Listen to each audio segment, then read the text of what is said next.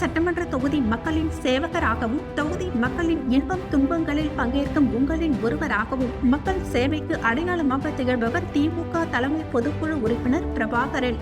பேரறிஞர் அண்ணாவின் தாரக மந்திரமாம் மக்களிடம் செல், அவர்களுடன் வாழ், அவர்களிடம் இருந்து கற்றுக்கொள், அவர்களை நேசி, அவர்களுக்கு சேவை செய் என்பதை நெஞ்சில் சுமந்து முத்தமிழ் அறிஞர் டாக்டர் கலைஞரின் கொள்கை வழிகாட்டுதலோடும் தமிழ்நாடு முதல்வர் கழக தலைவர் மு.க.ஸ்டாலின், துணை முதல்வர் உதயநிதி ஸ்டாலின் வாழ்த்துக்களோடும் புதுவை மாநில திமுக அமைப்பாளர் எதிர்க்கட்சி தலைவர் சிவா அவர்களின் கரத்தை வலுப்படுத்தவும் புதுவையில் கழக ஆட்சி மீண்டும் உதித்திடவும் இதோ முத்தியால்பேட்டை தொகுதி மக்கள் தங்களுக்காக ஒருவரை அடையாளம் கண்ட ஓய்வறியா உழைப்பாளி தனது உயிரை துச்சம் என கருதி கொரோனா காலகட்டத்தில் வீடுகளில் முடங்கிய மக்களுக்கு அவர்களது இடங்களுக்கே சென்று உதவிக்கரம் நீட்டிய கொரோனா காலத்து மாமனிதர், நாள்தோறும் மக்களுக்கு நலத்திட்டங்கள் உதவிகள் வழங்கி நற்பணியாளர் சமூக சேவகர் திமுக தலைமை பொதுக்குழு உறுப்பினர் பிரபாகரன் அவர்கள் முத்தியால்பேட்டை தொகுதி மக்கள் சுமார் 5109 குடும்ப அட்டைதாரர்களுக்கு தீபாவளி பரிசு வழங்கிய சிறப்பு செய்தி தொகுப்பு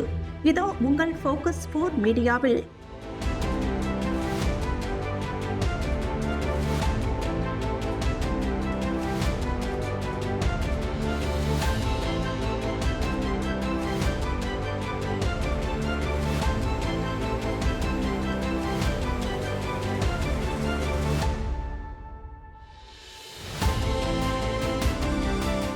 வணக்கம், உங்க பேர் என்ன? எங்க இருந்து வரீங்க?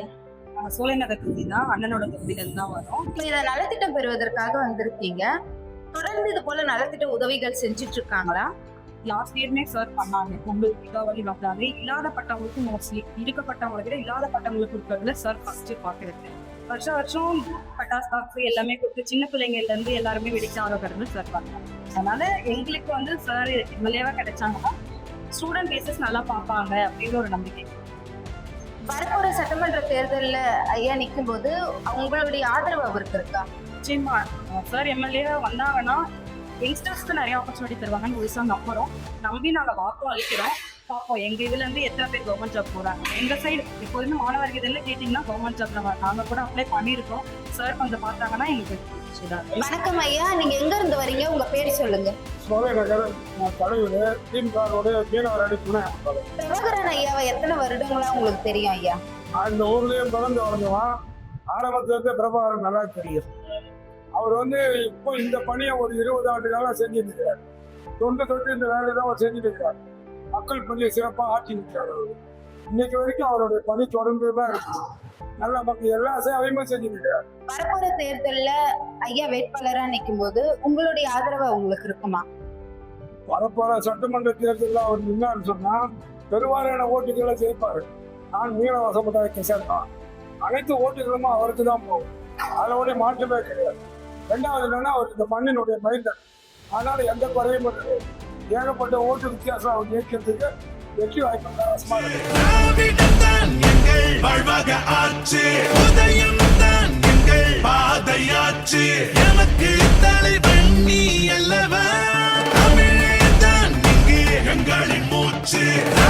முத்தமிழறிஞர் கலைஞர் அவர்களின் பெயரில் ஒரு சிறப்பான ஆட்சி நடத்தி கொண்டிருக்கின்ற கழகத்தினுடைய தலைவர் அண்ணன் தளபதி அவருடைய பிறந்தநாள் முன்னிட்டும், இளைஞரணி செயலாளர் அண்ணன் உதயநிதி அவருடைய பிறந்தநாள் முன்னிட்டு 2 நிகழ்ச்சியை ஒரு சேர வைத்து இந்த தீபாவளி பண்டிகைக்கும் மக்களுக்கு தன்னால் முடிந்த உதவியில் செய்த ஒரு நல்ல நிகழ்ச்சி. பிரபாகரன் அந்த தொழில் வந்து தொடர்ந்து அந்த காலத்தில் ஏற்படக்கூடிய எல்லா பிரச்சனையும் மழைக்காலமா வழி அளிப்பார், கொரோனா காலமா வந்து உதவி பண்ணுவார்.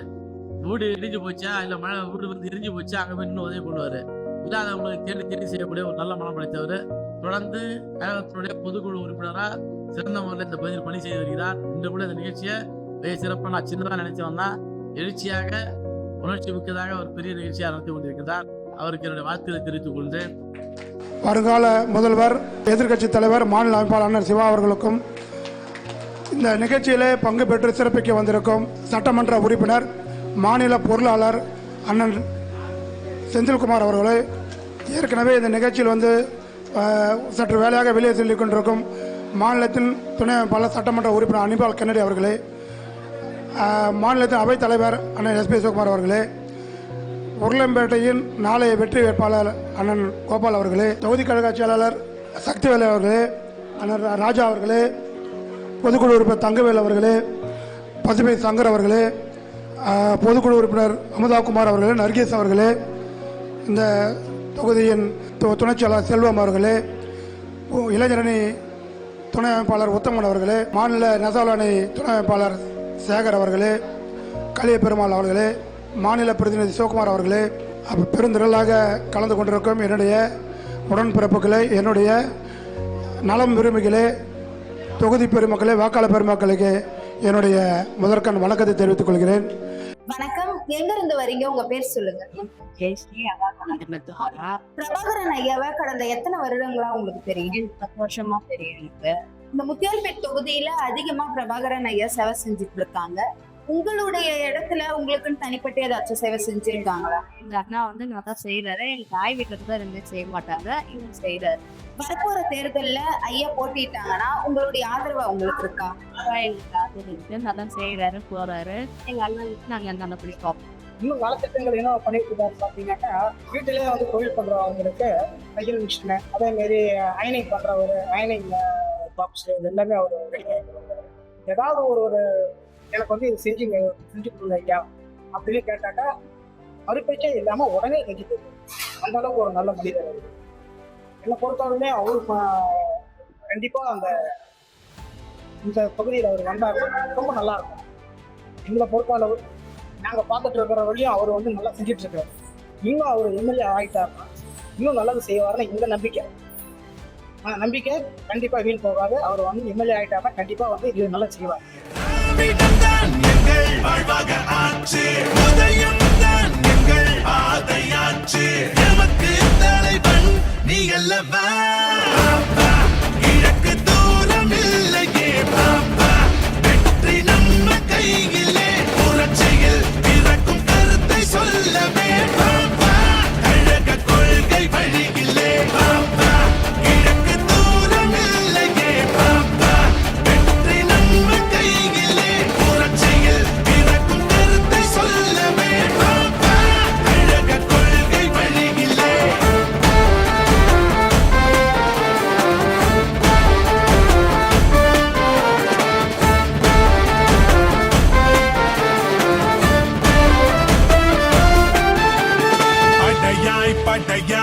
இளைஞர் படையாய் உரிமை மீட்க நீ எழுந்து வா. கடமை கண்ணியம் கட்டுப்பாட்டினில் சூரியனாய் நீ சுழன்று வா. சார், இப்ப பாத்தீங்கன்னா பல எம்எல்ஏக்கள் இந்த தொகுதியில போட்டியிடுறதுக்காக நிறைய செஞ்சுட்டு இருக்காங்க. எதனால பிரபாகரன் ஐயா வந்தா நல்லா இருக்கும் அப்படின்னு நீங்க ஆசைப்படுறீங்க? அதாவது பாத்தீங்கன்னா நம்ம அண்ணன் வந்து பாத்தீங்கன்னா ஒரு 25 வருஷமா வந்து களப்பணியில் ஆக்கிட்டு இருக்காரு. இந்த தொகுதி மக்களுக்காக இந்த தொகுதியிலே வாழ்ந்துட்டு இருக்காரு. அதுதான் நம்மளோட மெயினான விஷயம். ஏன்னா வந்து நம்ம ஒரு மண்ணின் மைந்திர போயிட்டு நம்ம அவருக்காக வாக்களிச்சு அவரை நம்ம சட்டமன்றத்தில் அமைச்சா மட்டும்தான் நம்மளோட கோரிக்கை என்னவோ நம்மளோட தேவை என்னவோ அதை அவர் பூர்த்தி பண்ணுவார். இதுவே நம்ம வெளியில இருந்து யாராவது கொண்டு வந்து விட்டுட்டோம் அப்படின்னா அவங்க எங்க போறாங்க நம்ம சேர வேண்டியது. உங்களுக்கு சொல்லி புரிய வேண்டியது இல்லை. 2012 எம்எல்ஏ காணவில்லை அப்படின்னு போக்கர் எடுத்து விட்ட அளவுக்கு எங்க தொகுதி ஆயிடுச்சு. அந்த அளவுக்கு ஆகி போயிடுச்சு.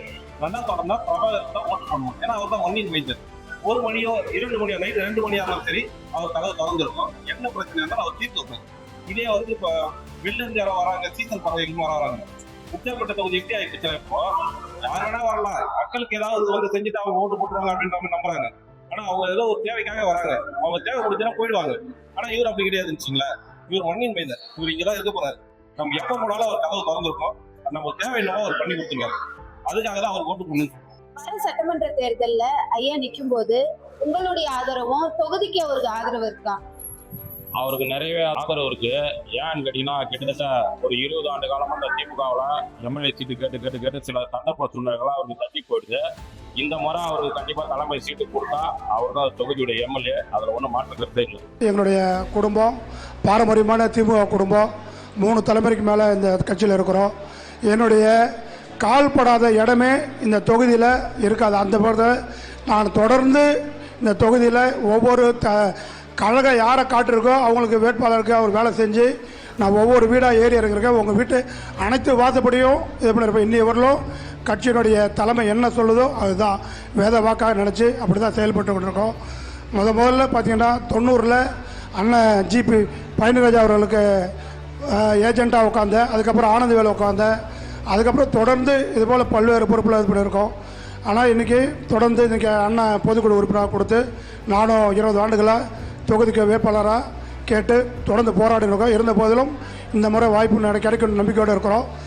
ஆனால் நமக்கு இன்னொன்று உங்களுக்கு சொல்ல வேணும்னா, தொகுதியில் எத்தனையோ பேர் ஜெயிச்சு வந்திருக்காங்க. ஆனால் தொகுதியில் ஏற்படக்கூடிய பிரச்சனை பார்த்திங்கன்னா, தண்ணீர் பிரச்சனை அடிப்படையாக 5 பிரச்சனை. அதில் தண்ணீர் பிரச்சனை, ட்ரைனேஜ் பிரச்சனை, மின்சார பிரச்சனை, சாலை வசதி, வேலைவாய்ப்பு.